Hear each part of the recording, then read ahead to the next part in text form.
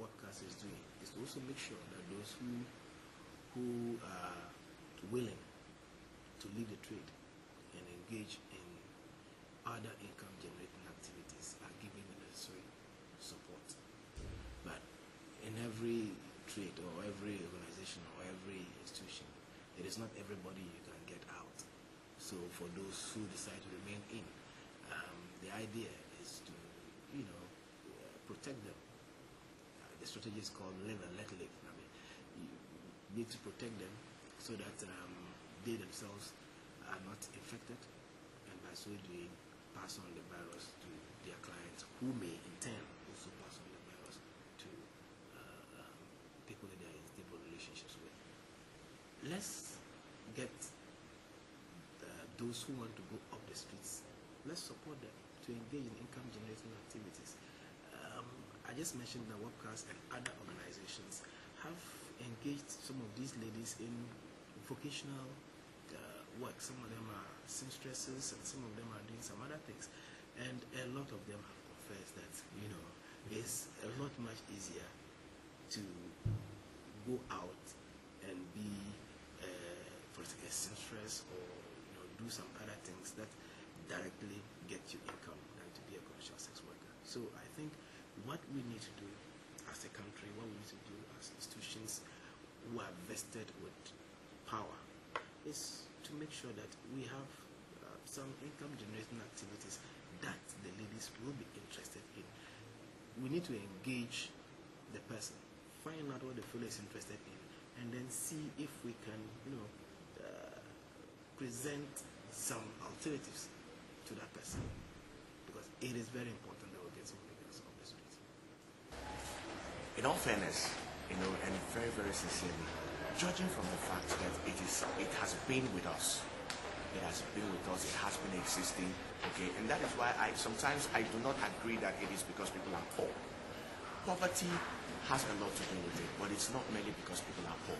So I can tell you firsthand, and very, very quickly before adding any other thing, that poverty eradication alone cannot stop prostitution. Okay, it cannot stop prostitution. It will add a lot of value to eradicate it or to stopping it, all right, but it cannot stop prostitution. And so what we need to do is begin to educate the people, okay, as to what prostitution is all about, what it does to a person, okay, in terms of mentality, your value, your moral backing, and all of that, okay. And maybe from there, people will begin to have some more dignity in themselves and realize that their bodies are not meant to be used for financial or material gain. That might be a place to start. But anybody that tells you that if poverty is eradicated, that prostitution will go away, it's a lie. It's been with us. The best thing to do is maybe we create such an ambience, policy-wise, in our country to, encourage and direct these young girls into those areas to find their own mettle and realize that, look, this is far better in several senses, but in use too. Far better in the sense of your own social standing, your personal self-respect as a woman. I will use an expression we used some 5 years ago. That is to decriminalize. Now, one of the challenges that as a commission we have when it comes to engaging commercial sex workers is that how do you reach them? Do they trust you? Because they need to trust you to be able to reach out to you. And if you are operating in an environment where a policeman sees a condom in a woman's handbag on the streets and immediately arrests her, and she's told she's a commercial sex worker, how about young men who also carry condoms in their wallets? Are they also commercial sex workers? I think the answer is no. The idea is to decriminalize the trade. We're not saying legalize it. Decriminalize it so that the police do not unnecessarily or unduly harass them. If it is decriminalized, then the institutions that have been mandated to make their trade a lot safer will be able to reach them. Because how do you encourage the person to seek early treatment for STIs if you can't identify the person? You first of all need to know where they operate, and how do you do that without them thinking that you belong to the police force and you're only looking out for them so you can arrest and prosecute and if possible jail them.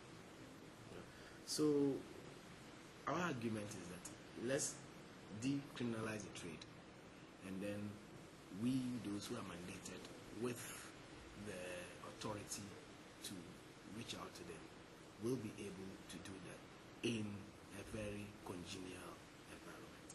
I think now prostitution has become business, and as a country, so far as Ghana goes to Netherlands to take loan for road construction or to help in some sector of our economy, I personally think that Netherlands have legalized prostitution and prostitutes pay taxes.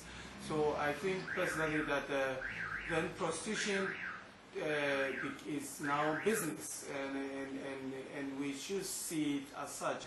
No, it should not be legalized. Why? Because the Ghanaian culture is against such acts. I think it should be legalized because it's not going to stop. It didn't start today, and it won't end today. When it's legalized, health services can screen them, test them for sexually transmitted diseases, and probably certify them. There are brothels in the US and other countries where the health workers or the health authorities certify the brothels. People get there, have their activities, and on a moral base, it may not be right, but you have to look at the other health issues too. Whether it's legalized or not, I think people will do it. And that's my issue. You don't need to legalize it to get people doing it or not doing it. But in terms of prevention programs for HIV, I think it's better government, we all raise up our heads and stop the playing ostrich and then talk about it and deal with it. I think people, those who are in the churches, who are in the mosque, everybody patronizes sex workers, and people patronize them on the street. They are in our communities. We know them. They are our sisters. They are our friends. So I think that we should stop playing the ostriches and deal with the issue. I think legalization for me is not an issue. I think the issue is that it's none of your business. These are people's lives. These are people who are choosing to. For me, so far as the person is not carrying a gun on my neck and then she's not chasing me with a gun and stealing, I think it's up to these people to protect themselves and live a life that makes them move on and make life move on for them. I do not believe in the legalization argument, because I always think that you can legalize anything and people will still have hatred for it, and people will still beat people for it, people will still rob people for it, because that's because the perception is there that these people are wrong.